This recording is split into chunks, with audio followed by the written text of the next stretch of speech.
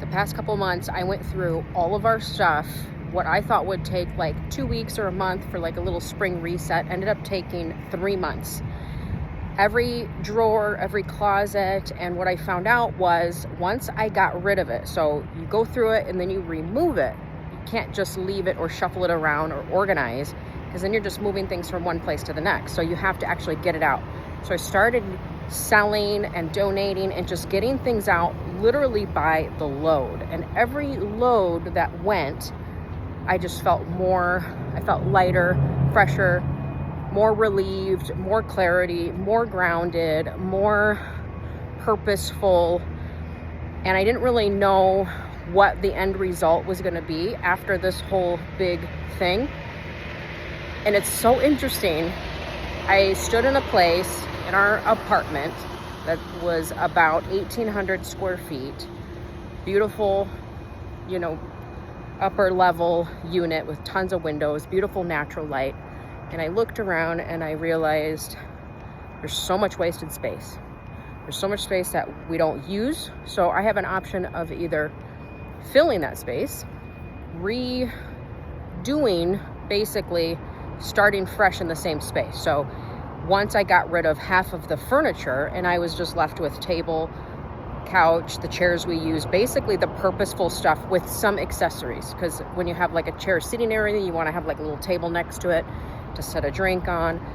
I got rid of giant clunky lamps, went with those really small ambiance lighting. Like all that stuff takes up so much space, cords everywhere. Like I don't want to deal with all of that clunkiness and heaviness and drawers that are packed and cabinets that are packed. So if you're going through this, so you feel like freer and lighter, I just felt like I'm at a crossroads. Do we continue on the same path, basically doing what we've done for the past 2 years, finding pieces to fill the space, or do we move and do we downsize? It really came to a place where I want to walk into an elevated, simple, natural, modern, fresh, clean, orderly space. I want my home to say, I got you. You had a long day, whatever you have going on in your life. I want the home to like hug me, but not in like this lazy way that says, come on and just lay around. I want it to just be classy, orderly, clean, like elevated, and just be like, I got you. This is your place to rejuvenate yourself. This is your place to find rest. This is your place to renew your spirit. This is your place to get motivated, to keep going. This is the place for you to enjoy your family. This is the place. And then I thought, how much space do you really need to have a place like that? Because at one point I wanted to get a really giant house, and I loved the idea of like this huge yard, this big house, all this space for everybody, and maybe we'll do that sometime in the future. And then the other part of me is like, well, if I just want a simple, elevated lifestyle, I don't need much space. I just need the basics. What is my family?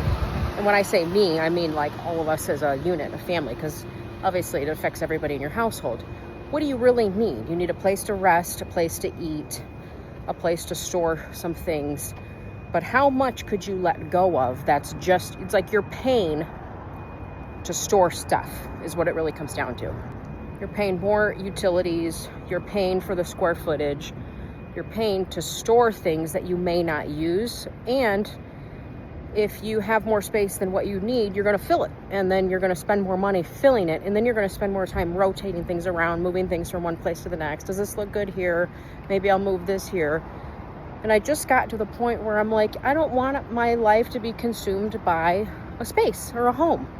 I don't care about it that much. I mean, I care about it in the sense that I don't want it to control me. I want to control it. I don't want the space to be controlling my time and the home to be controlling my time and taking my time to move things around and situate. And it's just been so freeing to downsize. So that's what we did last week. We downsized. Over the last couple months, I purged and let go and probably half of our stuff. Clothes, hats, shoes, books, dishes, holiday, seasonal, gifting, gift wrapping, toys, stuffed animals, old cleaning products, old hygiene, bathroom products, random miscellaneous things, cords. Oh my gosh, how many cords do you really need? Textiles, old bedding, papers, bins, organizers, random tools, in your junk drawer. Just so much stuff that is taking up space. Got rid of it all. Just was like, I'm not even going to spend the time trying to sort it, trying to figure out if I'm going to use it, trying to find a spot for it. I'm not going to consider a storage unit to store it. I don't want to pack it in my drawers or my closet. Just get it out. And that's what we did. Buy the load. Get it out. Get it out. What don't you need? And the interesting thing is, when you do that, you're left with what you love. You're left with all of the pieces that you really love, and they end up flowing together so well because you just got rid of all of the things that suffocated the nice things, basically. So the clothes that you didn't really wear, that you were holding on to, that you thought, well, I like I had some dresses that I loved how the dresses looked on the models. I loved how they looked. They were really cute. Some of them had tags on them. But when I put it on, my butt was so big that it just looked ridiculous, And if you have a bigger butt, your dresses are shorter, if it just messes up the whole look. You have to find things that are comfortable and that fit your body. So I would hold on to it because I'm like, well, maybe if I lose weight, maybe if my butt goes down, I'll get it. Well, that was from 2022 is when I bought the dress, and I haven't worn it once. What makes me going to wear it now? Even if my butt did go down, I probably would find something, probably wouldn't wear it anyway. So you just have to stop justifying, maybe I will, maybe the day will come, maybe someday, maybe something, I might do it. I also had some clothes that were too big because I had lost weight.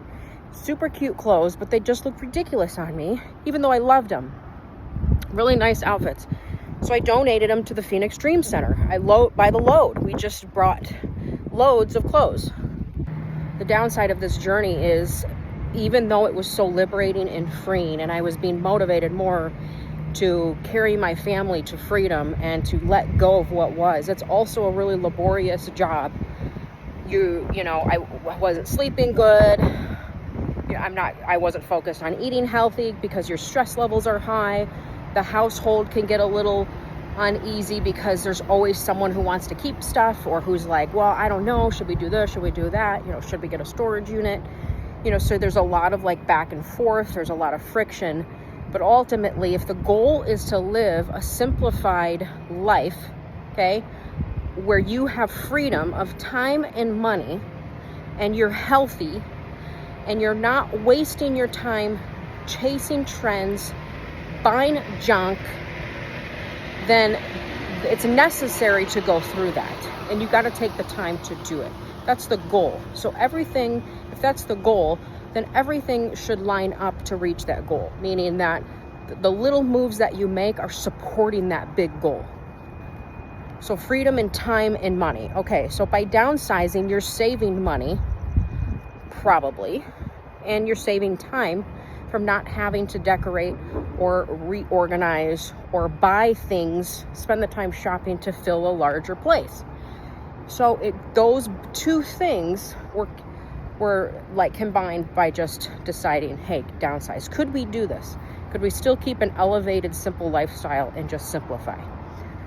And honestly, wish I did it sooner. Wish I did it a year ago. But I was very hung up on this specific apartment that we were in. I loved the windows, the lighting, the views, the space. I really enjoyed the high ceilings. I had Christmas parties there and home tours, and I really enjoyed it. But as God dealt with me more and more on ungripping, this is what I talked about in some of my other videos, is you're ungripping. You're letting go of what you think you want, so God can give you the desires of your heart. You are letting go of the past, even if it was a short season, even if there was nothing really wrong with it. God always wants to bring us into a new season, and he wants our attention.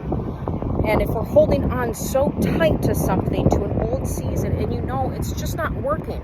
It's just not working anymore. It's difficult. There's strife in the home, and that's really what was happening with us, is it was just not working anymore. It was a lot of, the peace was gone, like the grace was gone. It was just more of a struggle. It was like you're forcing yourself to make the moves that you need to make every day. And so we just surrendered it all and was like, okay, God, where do you want us? What do you want us to do? And that's what we've been kind of moving towards doing. The interesting thing is, I did not have a place picked out. I had some ideas, but I did not know exactly where we were going to go until 2 days before we actually made the move. That's how quickly it happened. And all of the furniture and all of the stuff that I sold would not have fit in this apartment anyways. So everything that was left fits perfectly, like a glove, like insanely perfect. And I started thinking, I wouldn't have been able to fit one more piece if I wouldn't have gotten rid of it ahead of time. And so I spent the time preparing and letting go of, and letting go of an extra bed. And could two of the kids share a bed? Yes. Like, just simplifying. You have less bed linens, less mattresses, less bed. Do you need a closet? Could you use organizers? Do you need a dresser, which takes up a lot of space? Can the nightstands function? And by letting go of like half of our stuff and half of the clothes, like letting go of the old clothes, rotating through what we wear. Once those are worn, we'll get new ones. You don't have to have a stockpile of clothes in your closet, just seasonal stuff in what you wear, and that's basically it. Once it gets worn, get rid of it and bring in something new. And then you just have all that extra space. Like hangers, even hangers. I got rid of a box, nice wooden hangers, velvet hangers or whatever, because I'm like, they're gonna be empty. Why hold on to them? So extra pillows, blankets, just things that build up over time. I don't have any storage units now, except I have Christmas trees in a friend's storage unit that he's letting me borrow right now. But that's until I figure out how many trees I can fit in this place, because I definitely won't be able to fit 5, maybe 3 skinny ones. But those are just sacrifices that, you got to make. My big season is always Christmas, where I love decorating a bunch of different trees, and I'm just gonna, instead of doing 5 trees, I might only have 2, which is still great, even if you just had 1. So it's just really coming to terms with your life and what's important, and being healthy, having a healthy home, walking with God daily. Like, that's very important to me. And when things started stealing that and taking that and getting in the way of that, I didn't like it. I didn't like it was making my mind and everything was kind of out of alignment. So when you're in the right rhythm and when you're out of rhythm. Like, you just know when you have a rhythm of how you wake up, to what you do during the day, to your focus. You're not rushed, but you're confidently going through your to-do list. Things are moving. You're not overwhelmed and stressed. It's not to say that there's not going to be stress, because there's always going to be stressful situations, but when you're on that right rhythm and things are just kind of moving in accordance to where God has for you in that season. But when it starts getting all crazy and chaotic and all over the place and things aren't moving and it's hectic and you're like, what the heck is happening? There could be a chance that his grace is lifted off that season. And that's kind of how I felt, was like, okay, there's, you're not under that protection. I don't want to say protection, but you're just not under that grace anymore. You feel it. You're like, oh, well, something happened. Like, who turned out the lights? What's going on? I just was preparing and planning and all this stuff. And now it's different. So you can plan and prepare your whole life, think that you're going to be at a place for a long time. You got your business goals, you got your goals, you're moving. You're like, okay, this is my year goal. This is what, and God could be like, nope, I'm uprooting you and I'm putting you somewhere else. Now, we actually decided to just stay in the same building. You can see I'm still on the walking track because I love this lifestyle. So does my family. It's a very healthy lifestyle.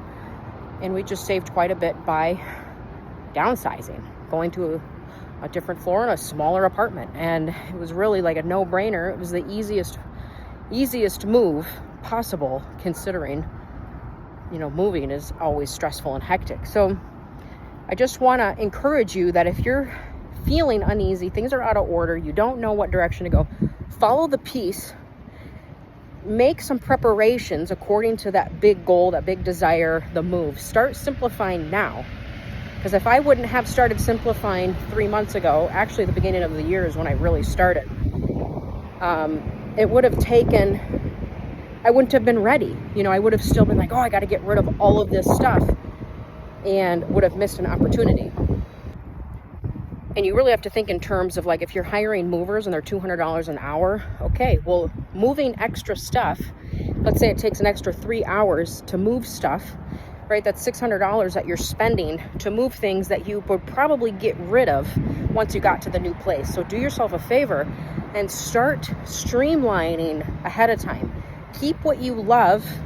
If you're unsure of it and you think this might be a great piece for a seasonal, then maybe hold on to it. But there's plenty that you could let go of and simplify. And the more that you do that, the more you're positioning yourself, you're preparing yourself for that next season. And then when that next opportunity comes, you're ready to snag it. And that's exactly what happened. As an opportunity came up, we were already positioned to take it. So we took it because of all the preparations ahead of time.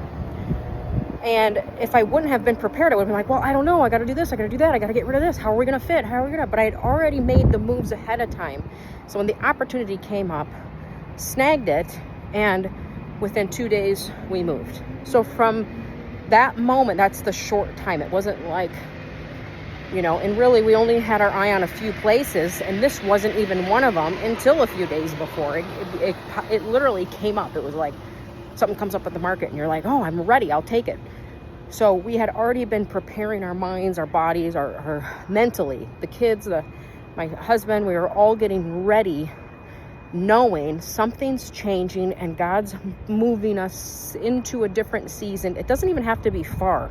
Like the move that I talk about from our old life to here is probably 2 miles down the road, 3 miles. It's not even far. But your whole life can change.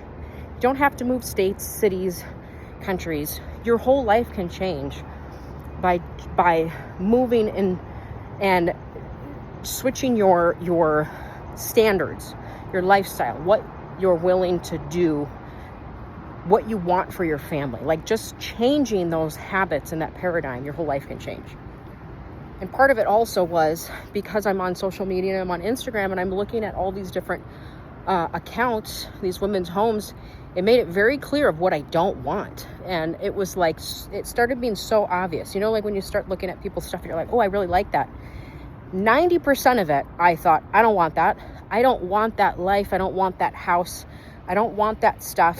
I don't want that face. I don't want that fakeness. I don't want that responsibility. I don't need a 10-car garage. I don't want huge house payments or huge car payments. I started seeing what I didn't want, and it made it very clear of what I did want, because it's like it's like the process of elimination. You're discovering what you want by removing what you don't want. But then you really have to shift to, well, what do I want? What do I like? I have to shift arms. So I started thinking, well, what are the things that I do like, that I do love? Well, an orderly space, simplicity. I like nice things, but it doesn't have to be name brand. It's just like, if, I've said about this before, if you were going to pick bananas at the store, you would pick the good ones, not the brown ones. So I would select the better of the two, even if the good ones were a little bit more than the brown ones. Again, this is just me, but it really clarified what it is that I want and what it is that, where did I see ourselves? What was our standards? Like, I pride myself in my kids dressing well. If their clothes have stains or holes, I usually just replace it. And because we don't have a wardrobe full of clothes for them, it's very easy to replace and get some nice things. Like for boys, my son has probably like 5 pair of shorts he rotates through. Once they're worn or he wears up, they grow so fast anyways that they're going to grow out of them, or they're going to fade and look junky. One of the two is going to happen. You'll have to get rid of them. In my old self, I used to have a stockpile of clothes, but then what would happen is they're growing out of them, and I'm like, hurry, wear all this. Wear this big pile in a week. Let me take a picture of you in here so I can just get you wearing it. And then I'd be like, well, I can't just give it away. All this money wasted. No. So you go through this process where you're like, I have all these nice things that I haven't worn. I can't just get rid of them, I better keep them, even though they don't fit, even though they don't wear them. And then when your kids get older, they tell you what they like anyways. I'm not going to wear this. I don't like this. This is ugly. So you're stuck with stuff you bought. Now I'm like, well, forget it. You get plain shirts, black, white, tan, blue, red, green, okay? And you got blue, tan, white, maybe not even white, black, brown shorts. Rotate through, put them together, match them how you want. Some comfortable sneakers and some sandals, a couple swim trunks. Here's your underwear, and we all share socks. It's so easy when you simplify that way. And I pick up his clothes at like J. Crew or something because you could still get a decent deal, and they're nice and they fit and they're comfortable. So you're streamlining, simplifying, but you're keeping your standards high. And the time that it takes to hunt for a good deal, like if I go to, let's say, J. Crew website and there's not a sale, but he needs clothes, I'm just going to get them, because the time it takes for me to keep checking back to wonder if I'm going to save $5 on each item, it's just wasted time. I got to put it on my list. Oh, let me check back when there's a sale, whatever. Just get it done and move on. The kid needs it anyways. So it's like all the time that's wasted on hunting for a good deal and going into stores, and to buy junk, home goods, and all these stores. Let me see what I can find. Look at what I added in. And I'm sorry, I'm going off, but I just realized what a waste of a life that is. And a lot of these women, my previous self included, you think you're winning.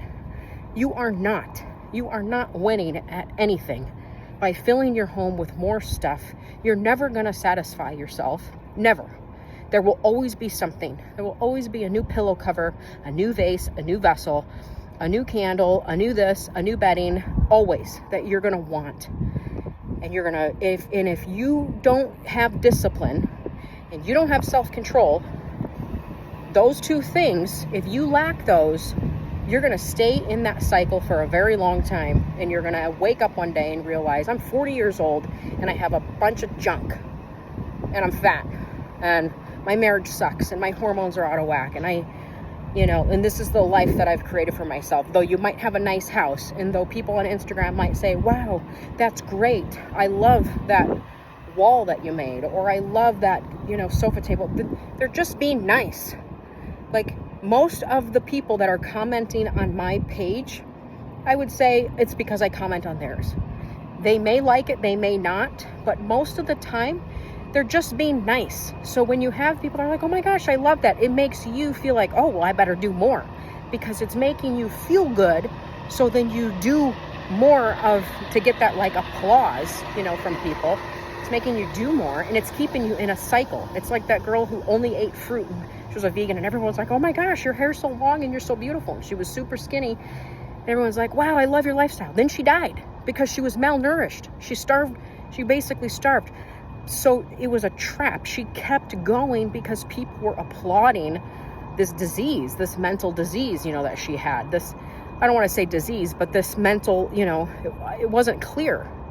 So a lie, basically. She was living a lie, and everybody was agreeing with the lie she was living until that happened. So you have to be around the people that produce clarity in your life, and that are going to say, hey, you don't need that stuff. Figure out what it is that, you're lacking in life that you're trying to compensate for by your shopping addiction. It's an addiction. People call it therapy. It's an addiction, 100%. It's fueled by this, whatever it's fueled. Women enjoy shopping. We all love it. We like it, myself included. And I had an addiction to it because I loved it. It made me feel good. Until it didn't. It made me feel good until I returned half of it. It made me feel great when I was like, yes, I got that. I ordered it. I'm bringing it home. Then when I got it home, almost every time after an impulse shop, a few days later or a week later, I'd look at it and be like, I don't really care about it. I don't really love it. And I'd return it. And it was a cycle, because it's that impulse, and it's the people saying, whoa, look at that, you know. Now, I have a list of things that I've had my eye on for a long time. Certain things, like the Our House Ubud, I don't know how you say it, Ubud table. I've had my eye on that piece for so long. Eventually, I'll get it for whatever space we're in, short table or long one or whatever, but I love it. So there's things that if I know that I've loved it for years, chances are I'm still going to love it next year, because I've loved it for years.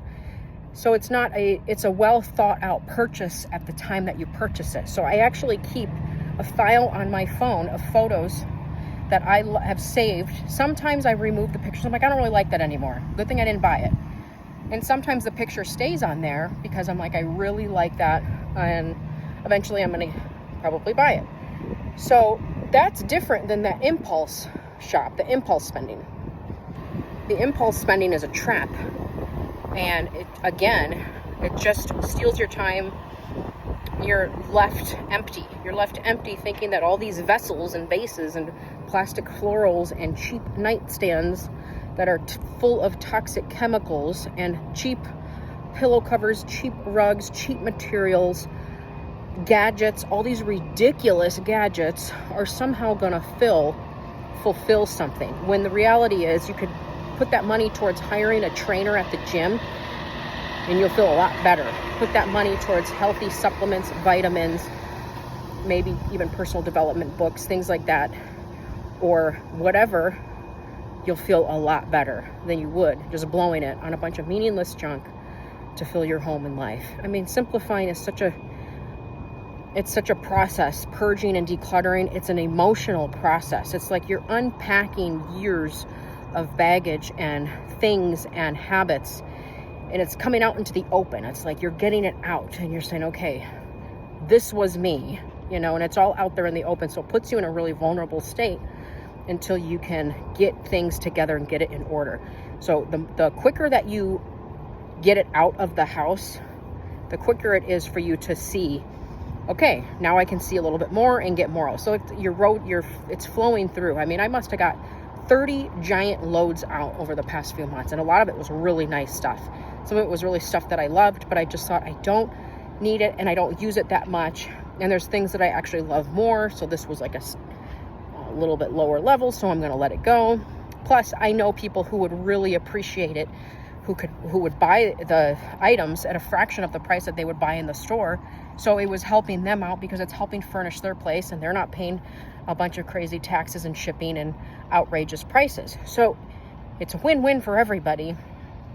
And God always does that. He always makes sure that things go to good use when you get moving.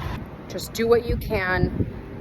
Make the decision of how you want to live. If you enjoy living the way that you're living, then then this video is not for you. This is for the people who are like, I need to make a change. I want to make it quick because I don't want to waste any more time, and I don't want to spend a year in transition. Like, the transition part is what sucks, because you're in limbo. You're in between. There's so much indecision. It's a very cluttered state. You don't know where you're going. I have to keep those transitions as short as possible because it makes me go crazy. I don't like not knowing what's happening, and there's stuff everywhere in here. So once the decision's made, we made the decision, okay, we'll give this place up, let's move. Well, the next move then after the decision is the action that you can do in the meantime. Like, I couldn't have it all figured out all at once, but I could start going through stuff and letting go. So that was really the next move, and we made that move immediately. We all started immediately letting go of stuff, getting it out. Okay, what else can we let go of? And the more that you do it, the more you realize you can let go of more, and you can live with less. And, I just have this pet peeve with books. I don't know why. It's my husband and I are opposite on it. He likes to hold on to books. I can't stand it anymore because they're so heavy. And you could fill those Costco bins, the black bins with the yellow lids that Costco sells, if you just have like a cabinet of books, it would take probably 3 or 4 of those bins. They're heavy, you're lugging it around. And I just thought, is this season in our life going to be for reading? I'm not 80 years old. Not that you have to be old to read, of course. But I'm only going to read one book at a time right now. So I'm only going to pick one. Which one am I going to read? and I'm gonna get rid of the rest. And if we already read it, great. And if not, I'm not holding on to it. You can rebuy that book. Now, my husband kept like 20 maybe, and I kept one, and the book was About Money by Sharon Lecter.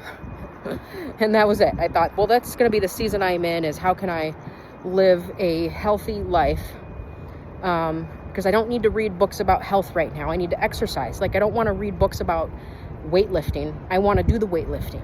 So, and I have my daily devotional that I read every morning, and I just do that to keep my mind kind of in order and keep on that path, and that's it. So that's it. All the other books about all the personal development and all of the different things, I just let it all go. It's just clutter, it's fuzziness, it's stuff, it's getting in the way, it's heavy, you got to find a place for it, you got to lug it around.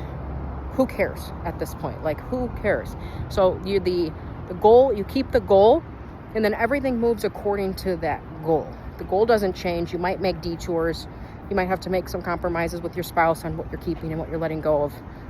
But eventually, the fresher the family feels when everybody starts feeling lighter, and everyone starts feeling like, okay, I can breathe now. Okay, it's something new. It's something fresh. We're coming into a new season. It gets easier. So you give the people grace in the household that want to keep or want to hold on to the past. Give them grace, because as they keep moving, chances are they'll get on board really quick.